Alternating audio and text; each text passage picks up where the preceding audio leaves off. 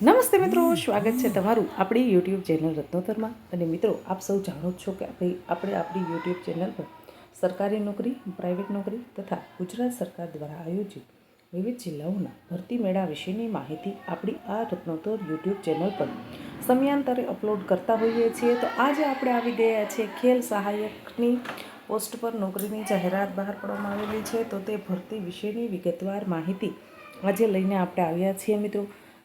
જગ્યાનું નામ છે ખેલ સહાયક। મહિને તમને 11,000 રૂપિયા પગાર ચૂકવવામાં આવશે।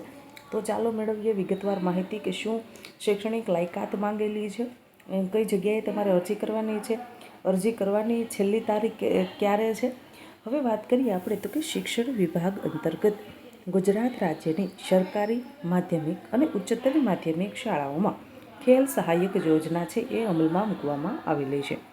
આપ સૌ જાણો છો કે ભાઈ સરકારશ્રી પણ એવું ઈચ્છી રહી છે કે આપણા છે એ બાળકો જ્યારે શિક્ષણની સાથોસાથ તેનામાં છે એ સ્પોર્ટમાં પણ એ આગળ આવે।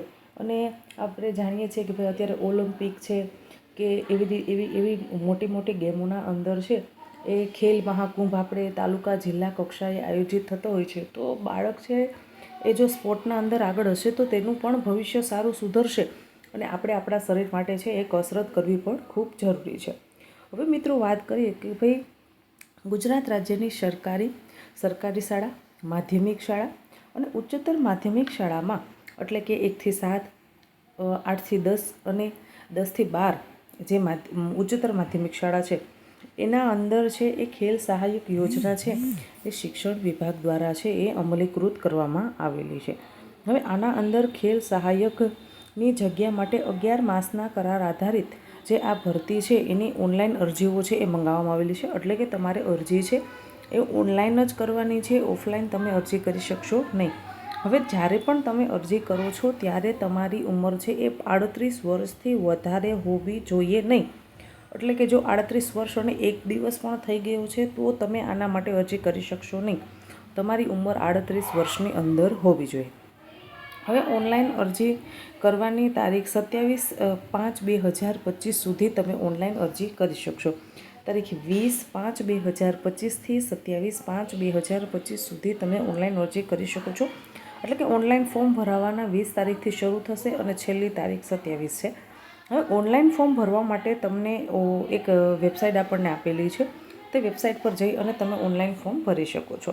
તો વેબસાઇટ નોંધી લેશો મિત્રો, khelsahayak.ssgujarat.org। હજી એક વખત વેબસાઇટ બોલી જાઉં છું, khelsahayak.ssgujarat.org વેબસાઇટ પર જઈ અને તમે છે એ આ પોસ્ટ માટે ઓનલાઈન અરજી કરી શકો છો।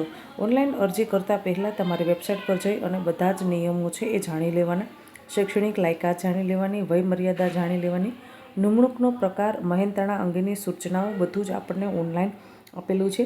તમારે રાજ્ય કક્ષા, જિલ્લા કક્ષા એ કામગીરી બજાવવાની રહેશે। તમે રજિસ્ટર આઈડી કે સ્પીડ પોસ્ટથી મોકલેલી અરજી માન્ય ગણાશે નહીં। મેં આપને પહેલાં જ જણાવ્યું છે કે ભાઈ આપણે રજિસ્ટર આઈડી સ્પીડ પોસ્ટ કરીને જે અરજી કરશો એ માન્ય ગણાશે નહીં, કેમ કે તમારે ઓનલાઈન અરજી જ કરવાની છે। ઉમેદવારે પ્રમાણપત્રોની ખરાઈ માટે જ્યારે પણ રૂબરૂ ઇન્ટરવ્યૂમાં બોલાવવામાં આવે અથવા તો ઓનલાઈન કરેલ અરજીની પ્રિન્ટ સાથે જરૂરી પ્રમાણપત્રની એક ઝેરોક્ષ નકલ, પાસપોર્ટ સાઇઝનો ફોટોગ્રાફ્સ તેમજ ચકાસણી માટે અસલ પ્રમાણપત્રો સાથે લઈ અને હાજર રહેવાનું રહેશે। એટલે કે જ્યારે પણ તમે આ ઓનલાઈન અરજી કરો છો ત્યારે તમારા જે પણ ડિટેલ તમે નાખી હોય એ બધી જ ડિટેલ છે એ લઈને તમારે રૂબરૂ ઉપસ્થિત થવાનું છે।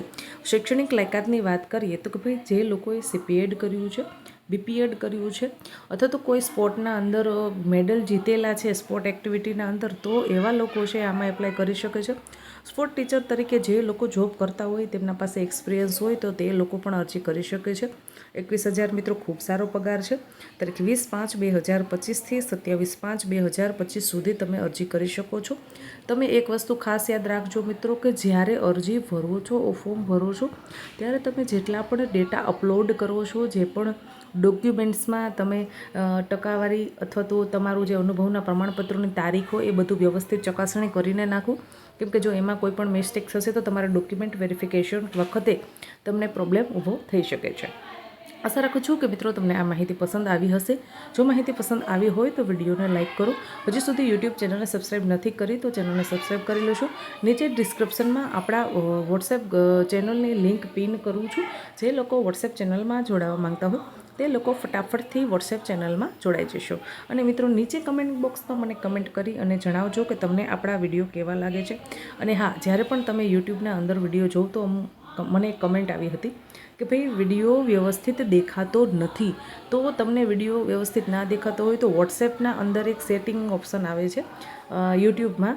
એ યુટ્યુબના સેટિંગના અંદર જઈ અને તમે સિલેક્ટ કરશો તો તમે એ પ્રમાણે તમારી ક્લિયરિટી વિડીયોની વધઘટ કરવી હોય તો વધી શકશે. એટલે યુટ્યુબના અંદર 1080 MPH સુધીની આપણી ક્લિયરિટી છે એ પ્રમાણે આપણે વિડીયો અપલોડ કરતા હોઈએ છીએ. એટલે તમે 360 કે 240 કે એ રીતે જોતા હોય, પણ જો તમે વધારે ક્લિયરિટી વધારશો તો તમને વ્યવસ્થિત રીતે વિડીયો દેખાશે. વધુ માહિતી માટે આજે જ આપણી રત્નોત્તર યુટ્યુબ ચેનલને સબસ્ક્રાઈબ કરો. હજી સુધી તમે ચેનલને લાઇક નથી કરી તો લાઇક કરવાનું ભૂલશો નહીં. ધન્યવાદ.